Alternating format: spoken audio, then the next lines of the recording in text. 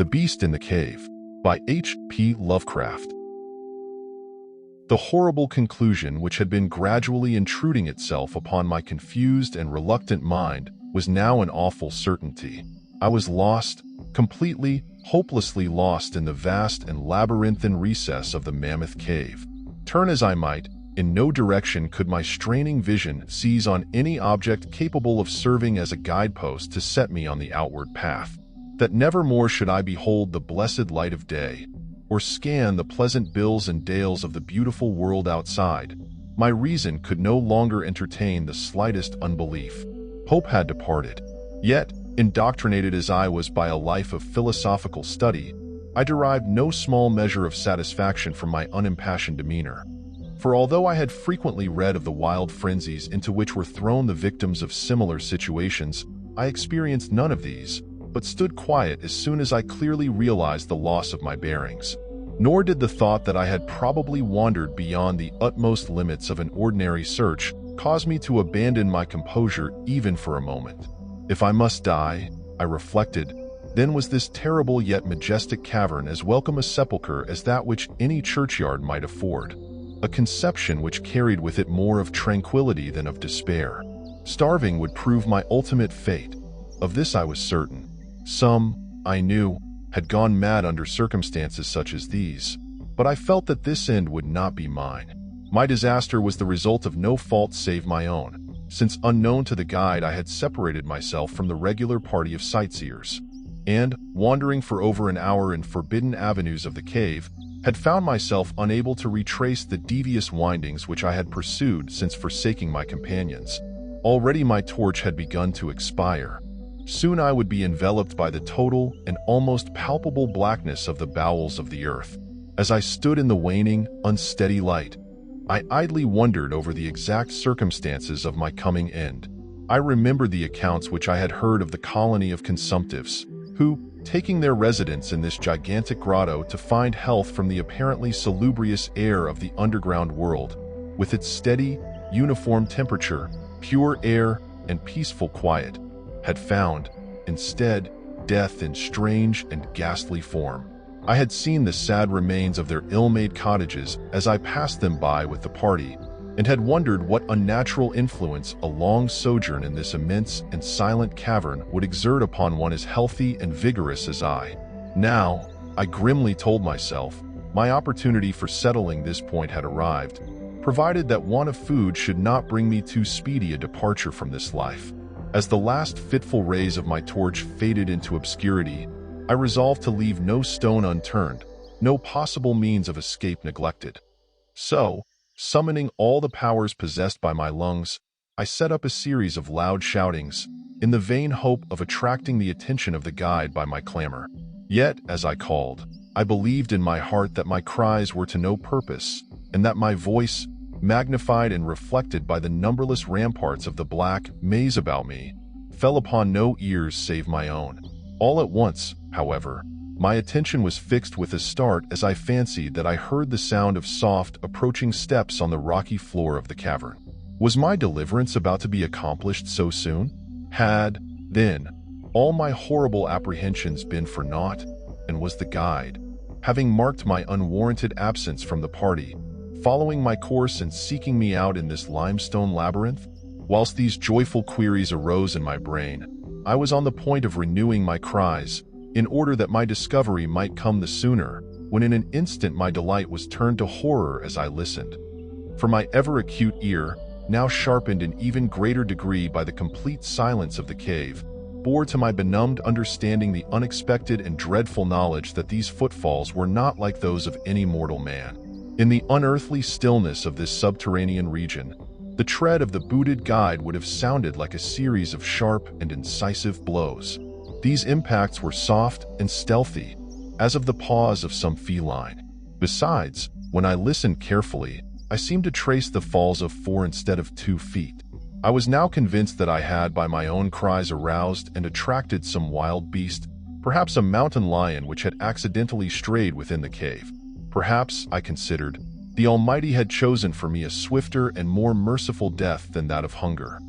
Yet the instinct of self-preservation, never wholly dormant, was stirred in my breast, and though escape from the oncoming peril might but spare me for a sterner and more lingering end, I determined nevertheless to part with my life at as high a price as I could command. Strange as it may seem, my mind conceived of no intent on the part of the visitor save that of hostility. Accordingly, I became very quiet, in the hope that the unknown beast would, in the absence of a guiding sound, lose its direction as had I, and thus pass me by. But this hope was not destined for realization, for the strange footfalls steadily advanced, the animal evidently having obtained my scent, which in an atmosphere so absolutely free from all distracting influences as is that of the cave, could doubtless be followed at great distance. Seeing therefore that I must be armed for defense against an uncanny and unseen attack in the dark, I groped about me the largest of the fragments of rock which were strewn upon all parts of the floor of the cavern in the vicinity, and grasping one in each hand for immediate use, awaited with resignation the inevitable result. Meanwhile, the hideous pattering of the paws drew near. Certainly, the conduct of the creature was exceedingly strange. Most of the time, the tread seemed to be that of a quadruped, walking with a singular lack of unison betwixt hind and 4 feet. Yet at brief and infrequent intervals I fancied that but 2 feet were engaged in the process of locomotion. I wondered what species of animal was to confront me. It must, I thought, be some unfortunate beast who had paid for its curiosity to investigate one of the entrances of the fearful grotto with a lifelong confinement in its interminable recesses. It doubtless obtained as food the eyeless fish, bats, and rats of the cave, as well as some of the ordinary fish that are wafted in at every freshet of Green River, which communicates in some occult manner with the waters of the cave. I occupied my terrible vigil with grotesque conjectures of what alteration cave life might have wrought in the physical structure of the beast, remembering the awful appearances ascribed by local tradition to the consumptives who had died after long residence in the cave. Then I remembered with a start that, even should I succeed in felling my antagonist, I should never behold its form, as my torch had long since been extinct, and I was entirely unprovided with matches.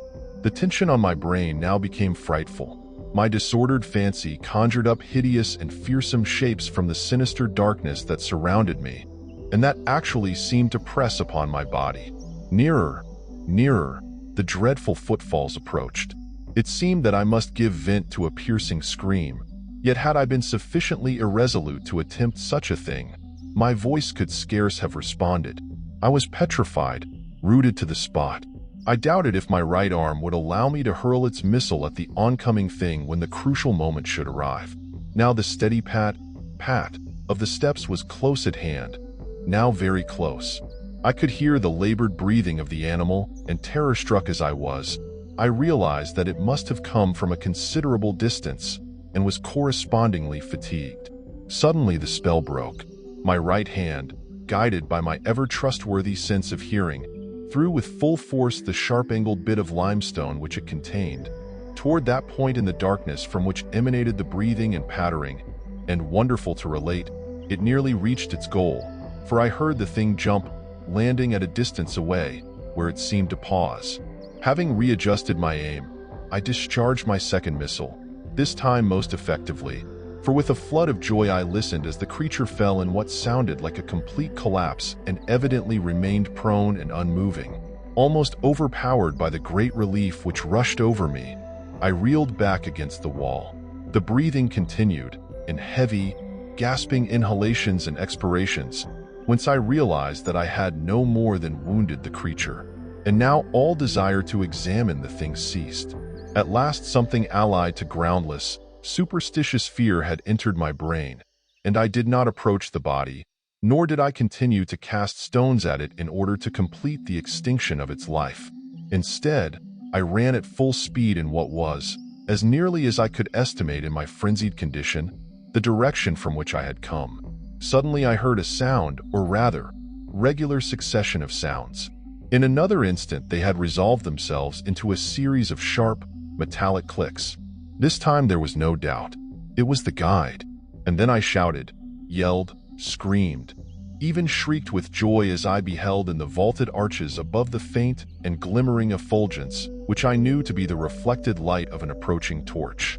I ran to meet the flare, and before I could completely understand what had occurred, was lying upon the ground at the feet of the guide, embracing his boots and gibbering, despite my boasted reserve, in a most meaningless and idiotic manner, pouring out my terrible story, and at the same time overwhelming my auditor with protestations of gratitude. At length, I awoke to something like my normal consciousness. The guide had noted my absence upon the arrival of the party at the entrance of the cave, and had, from his own intuitive sense of direction, proceeded to make a thorough canvass of by-passages just ahead of where he had last spoken to me, locating my whereabouts after a quest of about 4 hours. By the time he had related this to me, I, emboldened by his torch and his company, began to reflect upon the strange beast which I had wounded but a short distance back in the darkness, and suggested that we ascertain, by the flashlight's aid, what manner of creature was my victim. Accordingly, I retraced my steps, this time with a courage born of companionship, to the scene of my terrible experience. Soon we descried a white object upon the floor, an object whiter even than the gleaming limestone itself. Cautiously advancing, we gave vent to a simultaneous ejaculation of wonderment, for of all the unnatural monsters either of us had in our lifetimes beheld, this was in surpassing degree the strangest. It appeared to be an anthropoid ape of large proportions, escaped, perhaps, from some itinerant menagerie.